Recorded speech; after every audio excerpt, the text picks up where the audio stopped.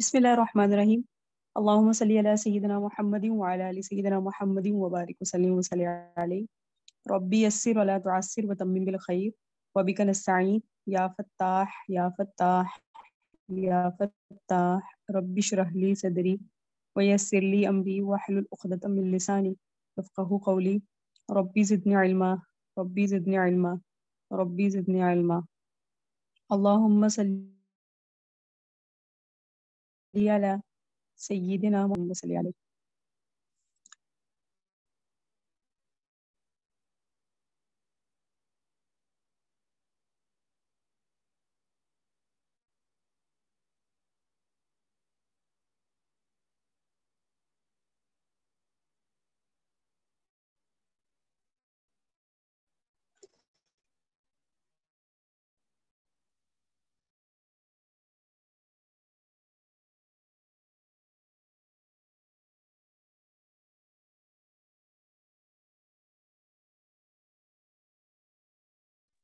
بسم اللہ الرحمن الرحیم.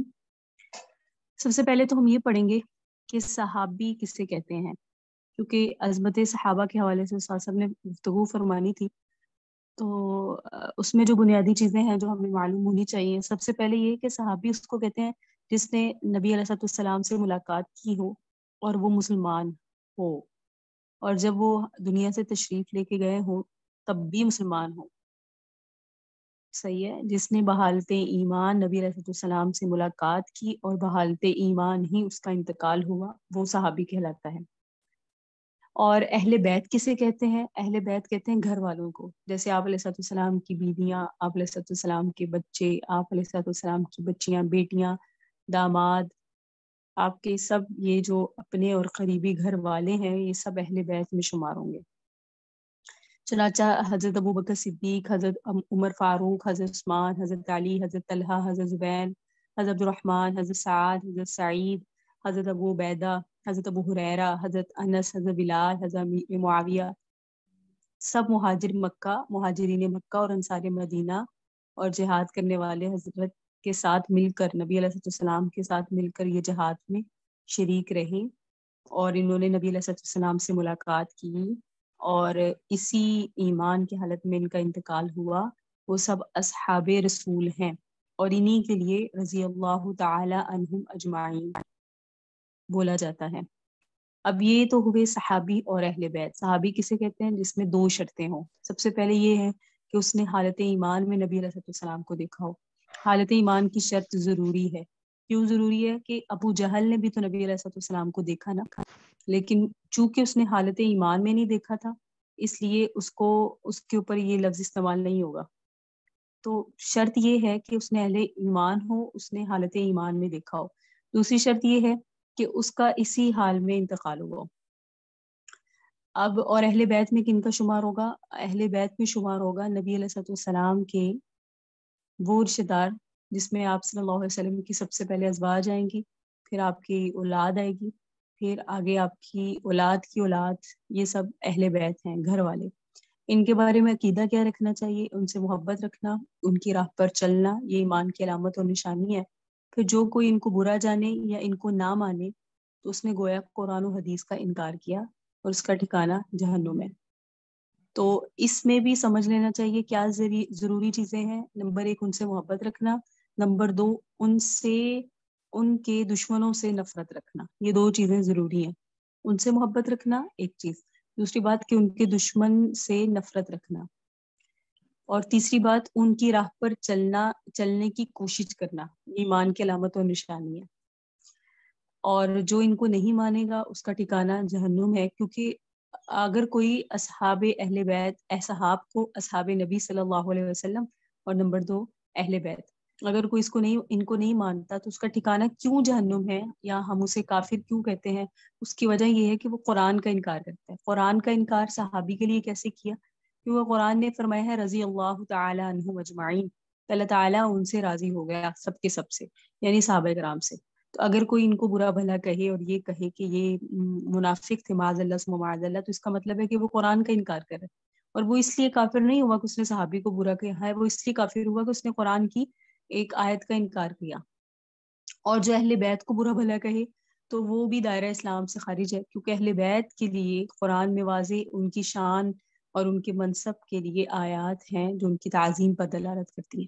تو قرآن کے انکار کی وجہ سے، اور اگر قرآن کی آیات کو، سب سے پہلے تو یہ کہ مسلمان قرآنی آیات کو ہی لیتا ہے، لیکن اگر قرآن کی آیت کو نہیں لیتے، کسی حدیث سے استدلال کرتے ہیں، تو بھی پھر مناسب یہی ہے کہ احادیث بھی کچھ ایسی ہوتی ہیں جو واضح ہیں، صحیح ہیں، متواتر ہیں۔ تو کچھ احادیث، ویسے تو ساری ہی کلی حدیث پر ہمارا ایمان ہے، لیکن حدیث کی جو اصطلاحات ہیں، ان میں بعض اصطلاحات ایسی ہوتی ہیں جس سے پتہ چلتا ہے یہ حدیث کا ایک کچھ کنڈیشنز حدیث میں ایسی ہوتی ہیں، ان کنڈیشنز کی وجہ سے حدیث کا مقام قریب قریب قرآن کی بات کی طرح ہو جاتا ہے۔ تو جو اس حدیث کا بھی انکار کرے تو وہ بھی دائرہ اسلام سے خالی ہے۔ تو اسی طرح قرآن میں صحابہ کرام اور اہل بیت کی فضیلت ہے، تو احادیث میں بھی صحابہ کرام اور اہل بیت کی فضیلت ہے۔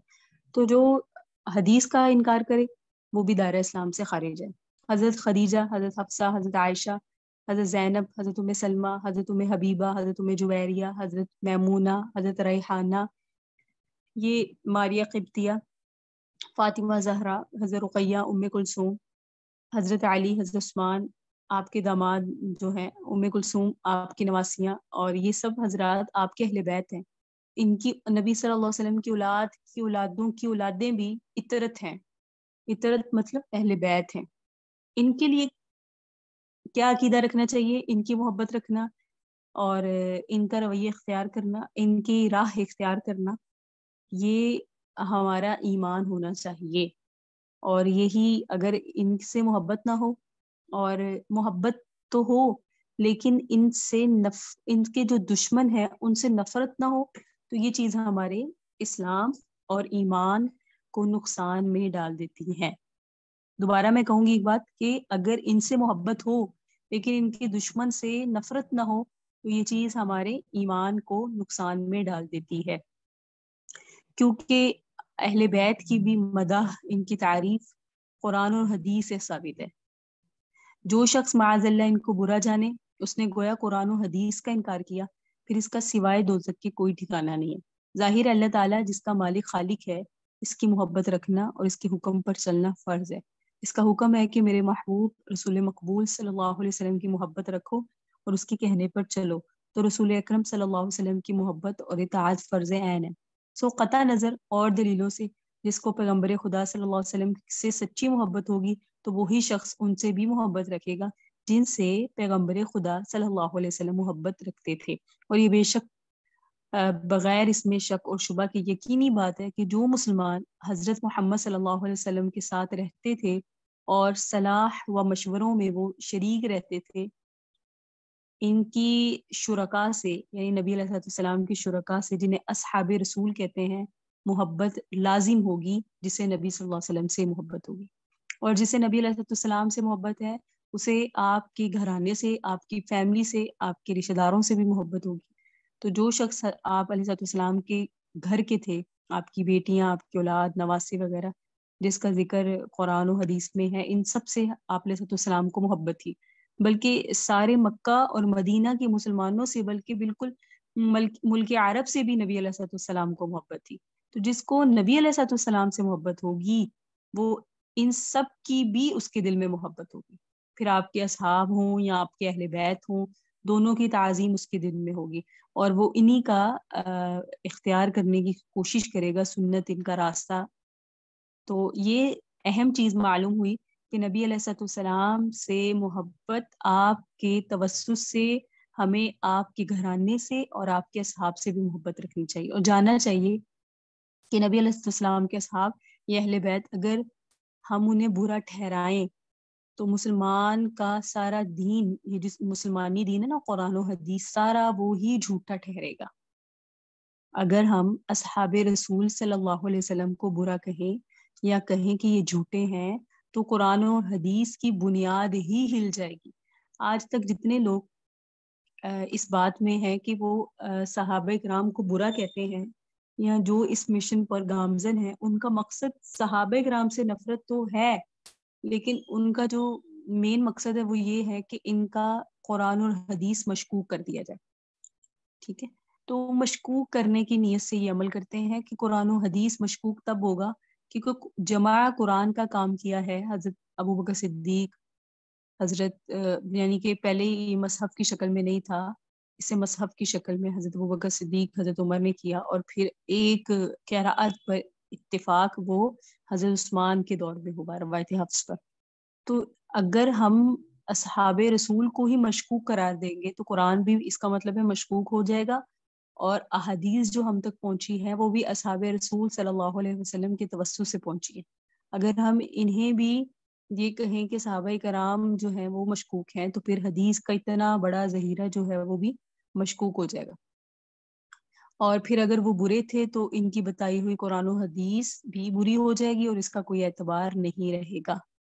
تو اس لیے قرآن و حدیث بھی اسی صورت میں محفوظ اور اس پر ہمارا ایمان کامل ہوگا، وہ تو الحمدللہ ہے، وہ اسی لیے ہے کیونکہ ہمیں صحابہ پر اور اہل بیت پر ایمان ہے، تو ان کی اہمیت بھی اس سے پتہ چلی، ان کے اوپر ایمان لانا اور ان ہستیوں کو معتبر سمجھنا، ان کی اہمیت اس لیے بھی ہے، اور ان کی اہمیت دوسروں کے دلوں میں بٹھانا بھی اس لیے ضروری ہے کہ قرآن و حدیث کا جو ہمارے پاس اتنا بڑا ذخیرہ ہے احادیث کا، اور قرآن پاک جو ایک محفوظ شکل میں ہمارے پاس موجود ہے، وہ انہی کی محنت اور انہی کی کاوشوں سے ہے۔ ایک بات، اگلی بات یہ ہے کہ اصحاب اور اہل بیت کی خوبیاں اور بزرگیاں قرآن و حدیث میں بہت مشہور ہیں۔ کچھ آیات ایسی ہیں جس میں، اور کچھ احادیث ایسی ہیں کہ سچے مسلمان کو ان پر ایمان لانا ضروری ہے تاکہ عقیدہ درست ہو جائے، ٹھیک ہے۔ اور وہ قرآن و حدیث میں بہت ساری ایسی مثالیں ملتی ہیں۔ قال اللہ تبارک و تعالی وَلَقَدْ كَتَبْنَا فِي الزُّبُورِ مِن بَعْدِ الذِّكْرِ أَنَّ الْأَرْضَ يَرِثُهَا عِبَادِيَ الصَّالِحِينَ، کہ فرمایا اللہ تعالیٰ نے، کیا فرمایا کہ ہم نے زبور میں لکھ دیا ذکر کے بعد کہ زمین میں اس کے وارث کو، ہم جو زمین میں اس کا جو وارث ہوگا وہ ہمارے بندوں میں صالحین لوگ ہوں گے۔ یہ آیت حضرت نبی علیہ السلام کے صحابہ کے حق میں ہے کہ اللہ تعالیٰ نے فرمایا کہ قرآن زمین میں جو نبی علیہ السلام کے پیروکار ہوں گے وہ سب وہ ہوں گے جو صالحین ہیں، عبادی صالحون، نیک بندے۔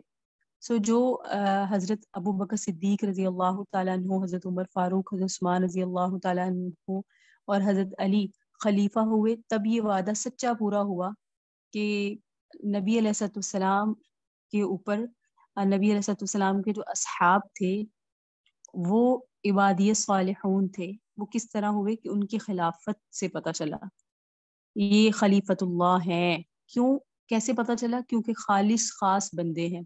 تو یہ جو فرمایا نا عبادی صالحون یرثھا عبادی صالحون، میں وارث بناؤں گا زمین کا صالح کو، تو سب سے پہلے صالح کون تھے؟ حضرت ابوبکر صدیق، حضرت عمر، حضرت عثمان، حضرت علی، یہ خلیفۃ اللہ ہوئے۔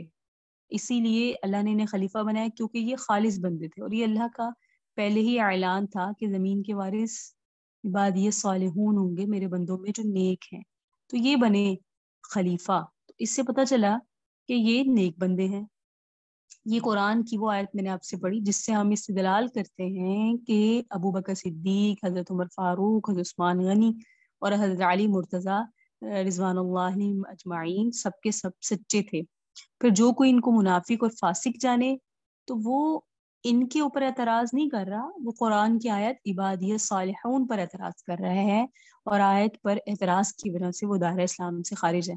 اسی طرح قال اللہ تبارک و تعالی الذین ان مکناہم فی الارض اقاموا الصلاة وآتوا الزکاة وامروا بالمعروف ونہوا عن المنکر وللہ عاقبۃ الامور۔ فرمایا اللہ تعالی نے سورہ حج میں، کیا لوگوں اگر ہم ان کو ان مکناہم فی الارض، اگر ہم انہیں ملک میں ٹھکانہ دیں تو وہ قائم کریں نماز، زکوٰۃ ادا کریں، بھلے کام کا حکم دیں، برے کام سے روکیں، اور آخر میں وللہ عاقبۃ الامور، اور انہی کے لیے ہیں آخرت کے امور۔ اس آیت سے پہلے بھی آیت قرآن میں اللہ تعالیٰ نے اصحاب کا ذکر کیا، عبادی صالحون، وہ ہم نے پڑھا۔ پھر اس آیت میں ان کی تعریف ہے کہ وہ ایسے لوگ ہیں کہ اگر وہ زمین پر حاکم ہوں گے تو نماز قائم کریں گے، زکوٰۃ دیں گے، نماز اور زکوٰۃ کو رائج کریں گے، بھلے کام کا لوگوں کو حکم دیں گے، برے کام سے روکیں گے، پھر ان کی نیکی کا دنیا میں بھی جاری رہنا یا نہ جاری رہنا یہ اللہ کے اختیار میں ہے۔ تو اگر ہم یہ دو آیتوں کو ہی دیکھیں، عبادی صالحون والی اور یہ سورہ حج کی آیت، تو اس سے یہ معلوم ہوتا ہے کہ پیغمبر خدا صلی اللہ علیہ وسلم کے آپ علیہ السلام کے جو مہاجرین خصوصاً چاروں آپ کے خلیفہ حضرت ابوبکر صدیق، حضرت عثمان اور حضرت عمر، حضرت علی، حضرت ابوبکر صدیق، حضرت عمر، حضرت عثمان اور حضرت علی جو لوگوں کو کہتے تھے وہ کام اللہ تعالیٰ کے نزدیک مقبول تھے، اور یہ جو وعدے کے طور پہ اللہ تعالیٰ نے ان کو فرمایا کہ پورا کیا، زمین پر ان کے حاکم کو اور پیغمبر کا خلیفہ بنایا، پھر انہوں نے جو کام کرنے کو کہا وہ نیک تھا اور جس کام سے منع کیا وہ کام بد تھا۔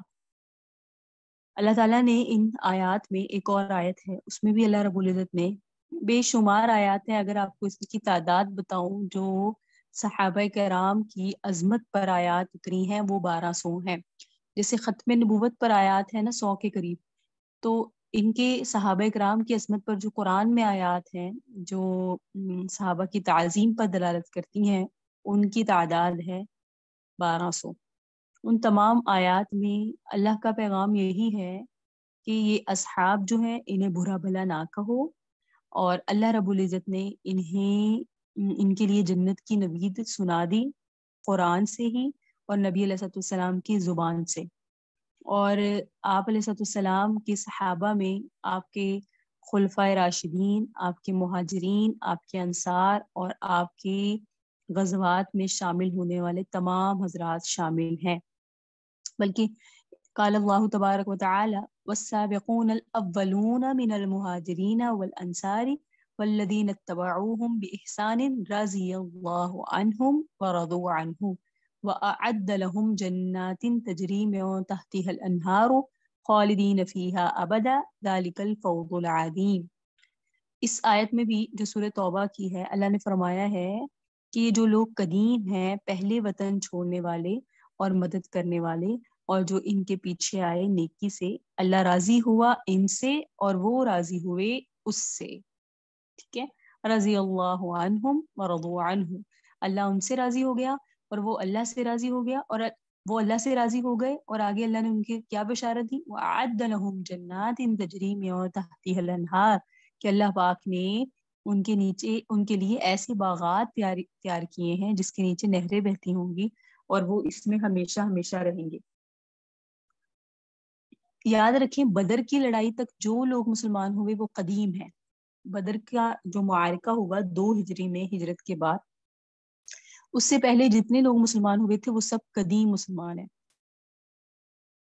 اور جو لوگ بدر کی لڑائی کے بعد مسلمان ہوئے وہ ان کے تابع ہیں، ان کی اتباع کرنے والے، اور مہاجر وہ اصحاب ہیں جو نبی علیہ السلام کے ساتھ مکہ سے نکل کر مدینہ آئے، اور انصار وہ ہوتے ہیں جو مدینہ کے رہنے والے ہوں اور انہوں نے اپنے ہاں اس مہاجرین کو جگہ دی ہو اور خاطرداری کر کے رکھا ہو۔ سو اللہ تعالیٰ نے فرمایا وہ قدیمی اصحابوں کی نیک راہ پر چلے، ان سب سے اللہ راضی ہوا، یعنی جو قدیم مسلمانوں کی روش پہ چلے۔ کون سے؟ یعنی جو بدر سے پہلے مسلمان ہوئے۔ سو اللہ تعالیٰ نے فرمایا اللہ ان سے راضی ہوا اور وہ اللہ سے راضی ہوئے، اور اللہ نے سب کے واسطے جنت تیار کر رکھی ہے کہ اس کے باغوں کے نیچے نہریں جاری ہیں، وہ اس جنت میں ہمیشہ ہمیشہ رہیں گے۔ وہ یہی بڑی مراد رکھتے تھے کہ اللہ ان سے راضی ہو اور وہ اللہ سے، اور ایسا ہی ہوا۔ سبحان اللہ، کیا بڑا مرتبہ ہے کہ نبی علیہ السلام کے یاروں کا کہ اللہ تعالیٰ خود قرآن میں خبر دیتا ہے کہ میں ان سے راضی اور خوش ہوا۔ بہت بڑی بشارت اور بہت بڑی نوید ہے۔ اور پھر صرف یہاں تک نہیں کہ راضی ہوا، بلکہ اللہ رب العزت نے ان کے لیے انعامات بھی بتا دیے کہ میں نے کیا انعامات تیار کر رکھے ہیں۔ اللہ رب العزت نے فرمایا کہ ان کے لیے جنت تیار ہے، اور جنت کے وصف بتائے کہ اس کے نیچے نہریں بہتی ہوں گی اور وہ اس میں ہمیشہ رہیں گے۔ تو ان آیات سے معلوم یہ ہوتا ہے کہ نبی علیہ السلام کے جتنے بھی صحابہ ہوئے، جس میں خاص طور پہ قدیم مسلمان یعنی مہاجرین، پھر انصار اور آپ کے غزوات میں شامل ہونے والے، اللہ تعالیٰ ان سے راضی ہوا، اور ان کے باطن کی صفائی بھی اللہ رب العزت نے بیان کر دی کہ یہ کسی امتی، کوئی بھی امتی ان کا درجہ نہیں پا سکتا، کوئی بھی امتی ان کا درجہ نہیں پا سکتا. ہم میں سے کوئی بھی جتنے بھی نیک کام کر لے وہ ان کے درجے کو نہیں پہنچ سکتا. ایک تو اس کی وجہ یہ ہے کہ انہوں نے حالت ایمان میں نبی علیہ السلام کو دیکھا.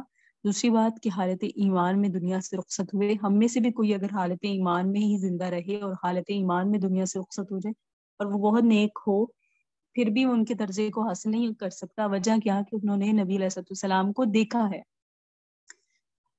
ٹھیک ہے, یعنی نبی علیہ السلام کے دیکھنے کی وجہ سے بھی ان کا جو مقام ہے وہ بڑھ جاتا ہے, کیونکہ انہوں نے نبی علیہ السلام کی زیارت کی ہے. تو آپ علیہ السلام کے صحابہ کرام, حضرت ابوبکر صدیق کا اللہ کے نزدیک بڑا مرتبہ ہے. اللہ تعالیٰ خود بیان فرماتے ہیں کہ یہ شخص اپنا مال صرف اللہ کی رضامندی کے لیے خرچتا ہے, اور جسے اللہ تعالیٰ نے پیغمبر خدا کے حق میں فرمایا وَلَسَوْفَ يُعْتِيكَ رَبُّكَ فَتَرْضَىٰ وَلَسَوْفَ يَرْضَىٰ, یعنی اب اللہ آپ کو اے نبی علیہ السلام اتنا دے گا کہ آپ راضی ہو جائیں گے. اور اللہ رب العزت نے یہ تو جملہ فرمایا اپنے نبی صلی اللہ علیہ وسلم کے لیے سورہ ضحیٰ میں, وَلَسَوْفَ يُعْتِيكَ رَبُّكَ فَتَرْضَىٰ, ان قریب آپ کا رب آپ کو اتنا دے گا کہ آپ راضی ہو جائیں گے. اور حضرت ابوبکر صدیق کے لیے فرمایا وَلَسَوْفَ يَرْضَىٰ, کہ ان قریب راضی ہوگا ابو بکر. اس طرح ایک اور آیت میں اللہ تعالیٰ نے فرمایا ان اکرمکم عند اللہ اتقاکم, یعنی بڑا بزرگ اللہ کے نزدیک تم میں وہ ہے جو بڑا پرہیزگار متقی ہو. اور اس آیت میں جو ہے نا اتقاکم, اس آیت میں ابو بکر صدیق کو فرمایا اتقاکم یعنی بڑا پرہیزگار متقی حضرت ابو بکر صدیق. تو ان ولسوف یرضا, ان قریب اللہ آپ کو اتنا دے گا کہ آپ راضی ہو جائیں گے. اور ان اکرامکم عند اللہ اتقاکم, یرضا کا مصداق بھی حضرت ابوبکر صدیق ہے اور اتقاکم کا مصداق بھی. دونوں آیتوں کے ملانے سے معلوم ہوتا ہے کہ حضرت ابوبکر صدیق اللہ کے نزدیک بڑے مرتبے والے اور نہایت مکرم بزرگ ہیں. بعد پیغمبر خدا کے ان کے برابر کسی کا مرتبہ نہیں ہے. سب سے بڑا مرتبہ تو نبی علیہ السلام کی ذات کا ہے, لیکن نبی علیہ السلام کی ذات کے بعد اگر انسانوں میں کوئی خیر البشر ہے تو وہ حضرت ابوبکر صدیق ہیں. قال اللہ تبارک وتعالی ومن يقنت منكن لله ورسوله وتعمل صالحا نؤتيها اجرها مرتين واعتدنا لها رزقا کریما. سورہ احزاب میں اللہ نے فرمایا جو کوئی تم میں سے اطاعت کرے اللہ اور رسول کی اور کرے کام نیک, ہم اس کو دیں گے اس کا اجر 2 بار, مرتين 2 بار. واعتدنا لها رزقا کریما, اور رکھی ہیں ہم نے اس کے واسطے عزت کی روزی. آگے بھی اللہ نے فرمایا یا نساء النبی لستن کأحد من النساء ان اتقیتن فلا تخضعن بالقول فیطمع. یہ مکمل آیت اللہ رب العزت نے اتاری سورہ احزاب کی. تو اس میں اے نبی کی عورتوں تم نہیں ہو جیسے عام عورتیں, اگر تم ڈر رکھو تو تم دب کے نہ کہو یہ بات, پھر لالچ کرے کوئی جس کے دل میں آرزو ہے. یعنی کسی سے گفتگو کرو تو نرم لہجے میں نہ کرو. یہ نبی علیہ السلام کی ازواج کو نصیحت تھی. اس میں آخر میں جو ہے میں اصحاب بیت کی فضیلت پر آپ کو یہ آیت پڑھ کے سنا رہی ہوں. اس میں اللہ نے فرمایا انما یرید اللہ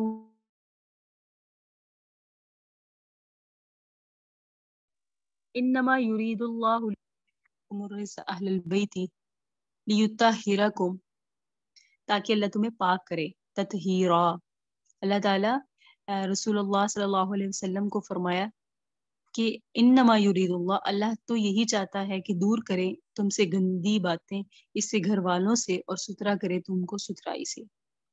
تو اللہ تعالیٰ نے نبی صلی اللہ علیہ وسلم کی بیویوں کو فرمایا سب سے پہلے اس آیت میں سورہ احزاب کی کہ تم میں سے جو اللہ اور اس کے رسول کی تابعداری کرے, نماز روزہ نیک کام کرے تو اس کو 2 گنا ثواب ملے گا, اور ہم نے اس کے واسطے دنیا اور آخرت میں عزت کی روزی رکھی ہے.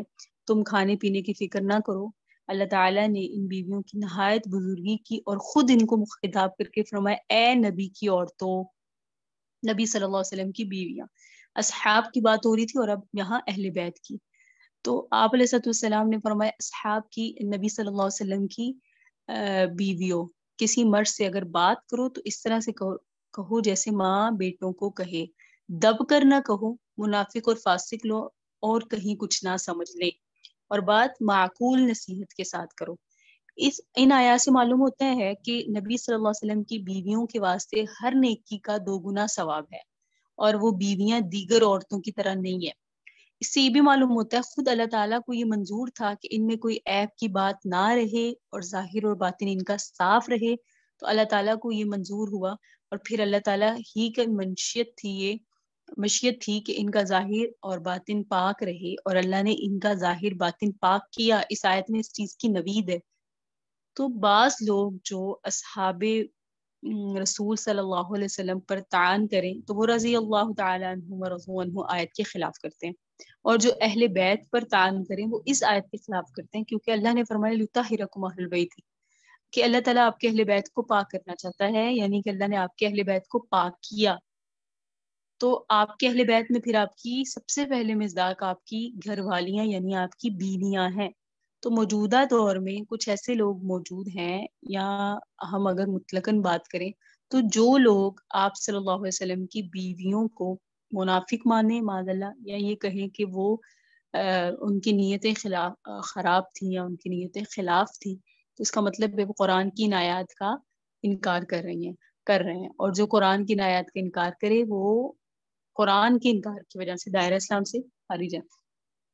نبی صلی اللہ علیہ وسلم کی بیویاں مومنوں کی مائیں ہیں، یہ تو قرآن میں واضح جو ہے یہ اس کی وضاحت ہے، اعلان ہے، النبی اولا بالمؤمنین من انفسہم وازواجہ امہاتہم، ہم نبی صلی اللہ علیہ وسلم کی بیویوں کو ام المؤمنین سیدہ عائشہ، ام المؤمنین سیدہ حفصہ، ام المؤمنین سیدہ سودا، ام المؤمنین سیدہ زینب، یہ کیوں کہتے ہیں؟ کیونکہ قرآن نے ان کو کہا ہے امہاتہم، کہ ان کی مائیں ہیں۔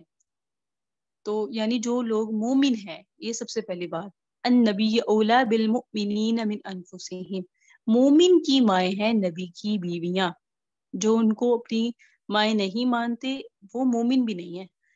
تو یعنی جو لوگ مومن ہیں وہ اپنی جان سے زیادہ نبی کو دوست رکھتے ہیں، اس واسطے کہ نبی اللہ کا نائب ہے، اپنی جان و مال اپنا تصرف نہیں چلتا، اور ان کی جو بیویاں ہیں وہ نبی صلی اللہ علیہ وسلم کی جو بیویاں ہیں وہ امت کی مائیں ہیں۔ امت کی مائیں ہونے میں ایک یہ بھی اللہ نے پیغام دیا کہ آپ کے انتقال کے بعد یہ کسی اور کے نکاح میں نہیں جا سکتی۔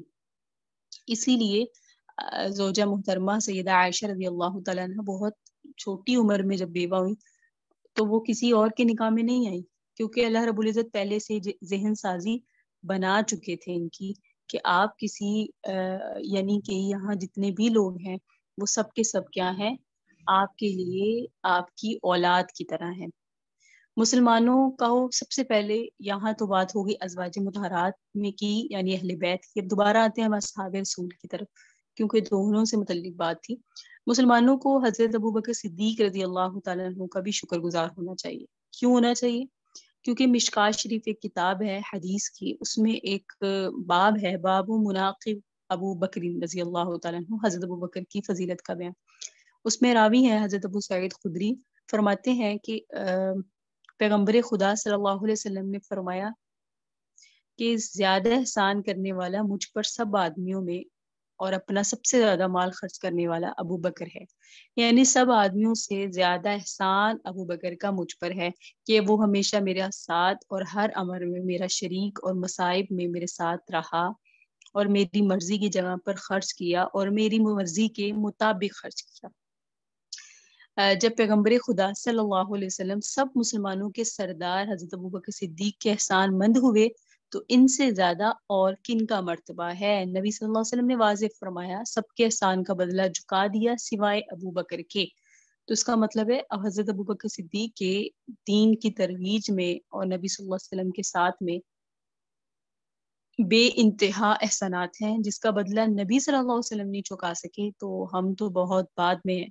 اللہ اور رسول کے بعد حضرت ابوبکر صدیق سے محبت۔ ترمذی میں روایت حضرت ابو ہریرہ سے ہے کہ نبی صلی اللہ علیہ وسلم فرمایا، نہیں ہم پر کسی کا احسان مگر ہم نے بدلہ کر دیا اس کو سوائے ابوبکر کی کہ بدلہ دے گا اس کو اللہ قیامت کے دن۔ نہ فائدہ کیا مجھ پر کسی کے مال نے اتنا جتنا مجھ پر ابوبکر صدیق کے مال نے فائدہ کیا، اور اگر اپنے رب کے ساتھ مجھے کسی سے دوستی کا اختیار ہوتا تو میں ابوبکر کو دوست جانتا۔ ہاں جان لو رفیق تمہارا دوست تمہارا اللہ ہے۔ یعنی آپ صلی اللہ علیہ وسلم کی عادت شریف یوں تھی کہ اگر کوئی شخص کچھ احسان کرتا تو اس سے زیادہ اس کا بدلہ دیتے، اور فرمایا ابو بکر نے جو احسان کیا اس کا بدلہ مجھ سے نہیں ہو سکا، اس واسطے دنیا میں جتنی نعمتیں ہیں سب قلیل اور فانی ہیں، مگر ہاں قیامت کے روز اللہ تعالیٰ اس کو بدلہ دے گا، اس کے پاس کچھ کمی نہیں ہے۔ حضرت ابو بکر صدیق نے احسان بھی ایسا ہی کیا، کسی سے ایسا کام نہ ہو سکا، انہوں نے سب مال اپنا دین کے کاموں میں نبی صلی اللہ علیہ وسلم کی مرضی کے مطابق خرچ کیا، اور ان کے مال سے نبی صلی اللہ علیہ وسلم نے فرمایا مجھے اتنا فائدہ ہوا کہ اتنا فائدہ مجھے کسی اور کے مال سے نہیں ہوا۔ اور نبی اس حدیث سے ہمیں کیا پتہ چلتا ہے کہ اللہ تعالیٰ کی محبت کے بعد، نبی صلی اللہ علیہ وسلم کی محبت کے بعد ہماری محبت کے سب سے زیادہ حقدار وہ حضرت ابوبکر صدیق ہیں۔ ہر مسلمان کو چاہیے کہ سوائے اللہ اور اس کی رسول کی محبت کے حضرت ابوبکر صدیق کی محبت جس قدر رکھیں اتنی ہی ان کے لیے فائدہ مند ہے۔ سب سے زیادہ محبتوں ہمارے دل میں سب سے زیادہ محبت کا پیمانہ نبی صلی اللہ علیہ وسلم حضرت کے بعد اللہ تو جو ہے نا سر فہرست ہیں۔ جو ہماری محبت کی ایک لسٹ ہونی چاہیے اس میں حضرت ابوبکر صدیق، انسانوں کے لیے کہہ رہی ہوں، نبی صلی اللہ علیہ وسلم اور پھر حضرت ابوبکر صدیق ہیں۔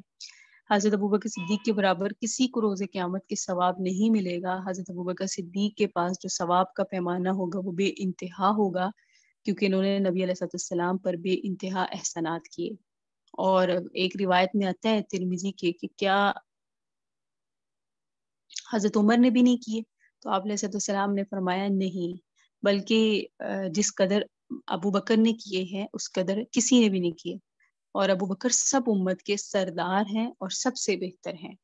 حضرت ابو بکر صدیق کے فضائل بے انتہا ہیں۔ آپ اگر مختلف کتب میں دیکھیں جو سیاح کی کتب ہیں اس میں بھی اگر مناقب دیکھیں تو جہاں سے مناقب کا آغاز ہوتا ہے، فضائل کا آغاز ہوتا ہے، وہ حضرت ابوبکر صدیق ہیں، یعنی نبی صلی اللہ علیہ وسلم کے فضائل اور اس کے بعد حضرت ابوبکر صدیق کے فضائل، پھر بتدریج۔ تو یہ ترتیب کے قائل اللہ تعالیٰ بھی ہیں، ترتیب کے قائل ہمارے محدثین بھی ہیں جنہوں نے کتابیں لکھی، اور پھر ہمارے اسلاف کا بھی طریقہ یہی رہا کہ وہ اسی ترتیب پہ چلا کرتے تھے کہ حضرت ابوبکر صدیق کی محبت کو نبی صلی اللہ علیہ وسلم کی محبت کے بعد ترجیح دیتے تھے۔ تو ہماری جو ترتیب ہے وہ بھی یہ ہونی چاہیے، اور اسی کو ہمیں اپنے عزیز و قاریب اور اپنے گھر والوں اور اپنے اہل بیت کو بھی بتانا چاہیے کہ جہاں ہمارے دل میں نبی صلی اللہ علیہ وسلم کی محبت ہے اس کے بعد حضرت ابوبکر صدیق کی محبت راسخ ہونی چاہیے۔ اور اس پوری بات کا خلاصہ یہ ہے کہ اللہ تعالی نے قرآن میں بے شمار آیات میں اپنے صحابہ کرام اور اہل بیت کی محبت اور ان کی عظمت کو بیان کیا۔ دوسری بات جو پورے خلاصہ ہے سبق کا وہ یہ کہ قرآن میں 1200 آیات عظمت صحابہ پر دلالت کرتی ہیں، اور تیسری بات یہ ہے کہ قرآن کے علاوہ احادیث بھی بے شمار ہیں جس میں صحابہ کرام اور عظمت اہل بیت کو بیان کیا گیا ہے، صحابہ کرام کی عظمت اور اہل بیت کی عظمت کو بیان کیا گیا۔ اور چوتھی اور آخری بات ہے کہ ابھی تک ہم نے حضرت ابوبکر صدیق کے فضائل کے متعلق کچھ اہم باتیں پڑھی ہیں، اور اس میں ہمیں 2 اہم باتیں پتہ چلی۔ ایک یہ کہ ہمیں بھی اب تک جتنے بھی لوگ دنیا سے آ کے چلے گئے نبی صلی اللہ علیہ وسلم کے بعد، ان میں سب سے زیادہ اگر کسی کا احسان مند رہنا چاہیے تو وہ حضرت ابوبکر صدیق ہیں، کیونکہ حضرت ابوبکر صدیق رضی اللہ تعالیٰ عنہ کے متعلق خود نبی علیہ السلام نے فرمایا کہ میں ان کے احسانات کا بدلہ نہیں چکا سکتا کیونکہ ان کے مجھ پر بے انتہا احسانات ہیں۔